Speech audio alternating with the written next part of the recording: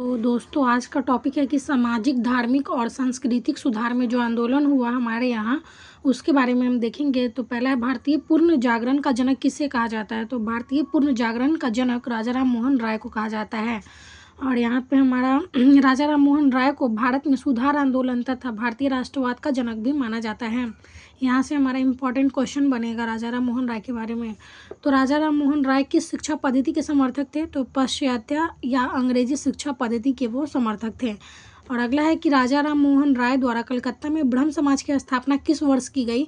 तो राजा राम मोहन राय के द्वारा ब्रह्म समाज की स्थापना कहाँ किया गया? कलकत्ता में। कब किया गया? 1828 में। ये हमारा इम्पोर्टेंट क्वेश्चन रहेगा। और फिर है कि ब्रह्म समाज का सिद्धांत किस पर आधारित है?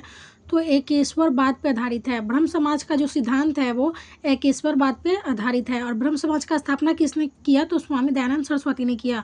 अगला है कि सवाद कुमोदी यानी बांग्ला भाषा तथा मीरात उल अखबार फारसी भाषा के संस्थापक कौन है? तो राजा राम मोहन राय है। ये भी हमारा हर एग्जाम में पूछा जाने वाला क्वेश्चन है कि संवाद कुमोदी यानी कि यह बांग्ला भाषा में संवाद कुमोदी लिखा जाता था और मीरात उल अखबार जो है वो फारसी भाषा में लिखा जाता था। उसके संपादक कौन है? तो वो राजा राम मोहन राय हैं। वर्ष 1815 में एकेश्वरवादी मत के प्रचार हेतु राजा राम मोहन राय ने किस संस्था का गठन किया था? तो वो आत्मीय सभा का गठन किया था। किसने? राजा राम मोहन राय ने। और यहाँ हमारे पास जो बॉक्स में दिया जाता है ना यहाँ पे, वो हमारा इम्पोर्टेंट होता है। तो क्या दिया गया है? ब्रह्म समाज के विचारों को लेकर वर्ष 1865 में केशव चंद्र सेन व देवेंद्रनाथ टैगोर के मध्य विवाद हुआ और परिणाम स्वरूप केशव चंद्र सेन ने मूल ब्रह्म समाज से अलग हो गए और 1866 में आदि ब्रह्म समाज की स्थापना कर दी। तो हमारा यहाँ से क्वेश्चन बनेगा, आदि ब्रह्म समाज की स्थापना किसने किया? तो केशव चंद्र सेन ने किया। कब किया? 1866 में किया। और यही बाद में भारतीय ब्रह्म समाज कहला गया। और अगला है, राम मोहन राय को राजा की उपाधि किसने प्रदान की? तो मुगल बादशाह अकबर द्वितीय ने राजा राम मोहन राय को राजा की उपाधि दी थी। राम मोहन राय को राजा की उपाधि किसने दिया? तो मुगल बादशाह अकबर द्वितीय ने। आगे क्वेश्चन है कि राजा राम मोहन राय की समाधि कहाँ स्थित है? तो ब्रिस्टल में। ब्रिस्टल कहाँ है? इंग्लैंड में। राजा राम मोहन राय की समाधि स्थित है हमारा इंग्लैंड में। इंग्लैंड की किस जगह में? ब्रिस्टल जगह में। तो वर्ष 1872 में नेटिव मैरिज अधिनियम को पारित करवाने में किसने महत्वपूर्ण भूमिका निभाई थी? तो केशव चंद्र सेन ने। वर्ष 1839 में तत्वबोधिनी सभा की स्थापना किसके द्वारा किया गया? देवेंद्रनाथ टैगोर द्वारा। ये भी हमारा हर एग्जाम के हर शिफ्ट में पूछा जाने वाला क्वेश्चन है कि 1839 में तत्वबोधिनी सभा की स्थापना किसके द्वारा किया गया? तो देवेंद्रनाथ टैगोर के द्वारा। वर्ष 1875 में आर्य समाज की स्थापना किसके द्वारा की गई? तो स्वामी दयानंद सरस्वती के द्वारा। और आगे क्वेश्चन आगे हमारा फिर बॉक्स में दिया गया है कि वेदों के पुनरुत्थान का श्रेय स्वामी दयानंद सरस्वती को दिया जाता है तथा उन्हें वेदों की ओर लौटो का नारा किसने दिया था? स्वामी दयानंद सरस्वती ने। ये हमारा इंपॉर्टेंट क्वेश्चन है कि वेदों की ओर लौटो का नारा किसने दिया था? स्वामी दयानंद सरस्वती ने दिया था। दयानंद सरस्वती द्वारा सत्यार्थ प्रकाश पुस्तक किस भाषा में लिखी गई थी? तो हिंदी में। दयानंद सरस्वती द्वारा कौन सी पुस्तक लिखी गई थी? सत्यार्थ प्रकाश। किस भाषा में? हिंदी भाषा में। आगे है कि हमारा क्वेश्चन कि किस समाज सुधारक को भारत का मार्टिन लूथर किंग कहा जाता है? तो दयानंद सरस्वती को हमारे समाज सुधारक का मार्टिन लूथर किंग कहा जाता है, दयानंद सरस्वती को। यहाँ देख लेते हैं कि स्वतंत्रता के बाद मौलाना आज़ाद भारत के पहले शिक्षा मंत्री बने तथा विश्वविद्यालय अनुदान आयोग की स्थापना किया। तो जब हमारा भारत आज़ाद हो गया तो उसके बाद भारत के पहले शिक्षा मंत्री कौन बने? तो मौलाना आज़ाद बने थे तथा उन्होंने विश्वविद्यालय अनुदान आयोग की स्थापना भी की थी। और यहाँ पे हम अपना अगला क्वेश्चन देखते हैं कि क्या है। तो वह व्यक्ति जिसने सर्वप्रथम स्वराज शब्द का उपयोग किया और हिंदी को राष्ट्रभाषा माना स्वामी दयानंद सरस्वती थे। वो किस बंगाली नेता ने सती प्रथा का समर्थन किया? राधाकांत देव ने सती प्रथा का समर्थन किया। वर्ष 1867 में केशव चंद्र की प्रेरणा से महाराष्ट्र में प्रार्थना समाज की स्थापना किसके द्वारा की गई? तो आत्माराम पांडुरंग के द्वारा।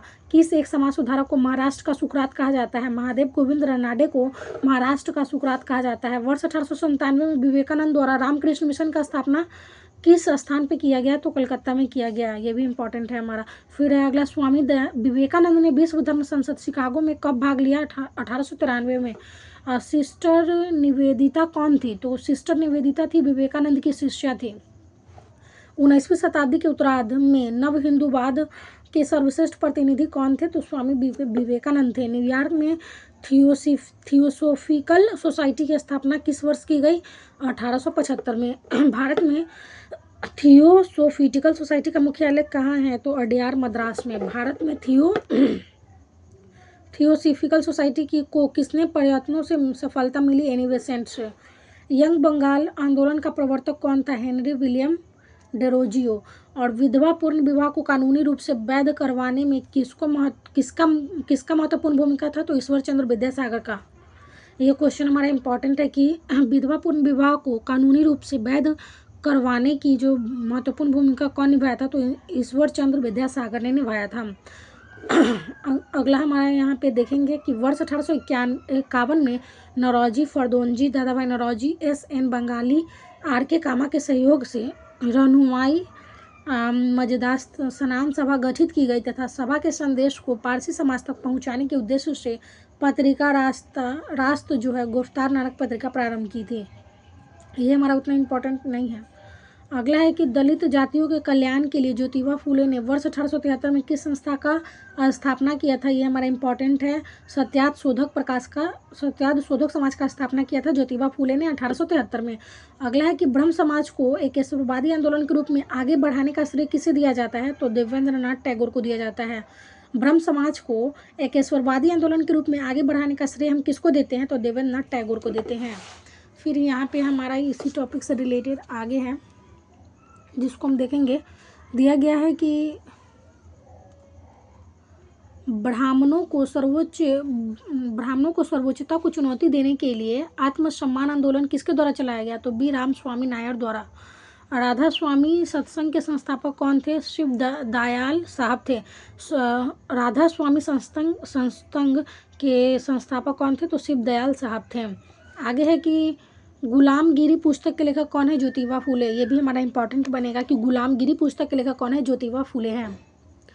और यहाँ पे हमारा सीरीज़ वाइज दिया गया है, टॉपिक वाइज कि कौन से सभा का स्थापना किसने किया, कब किया और कहाँ किया।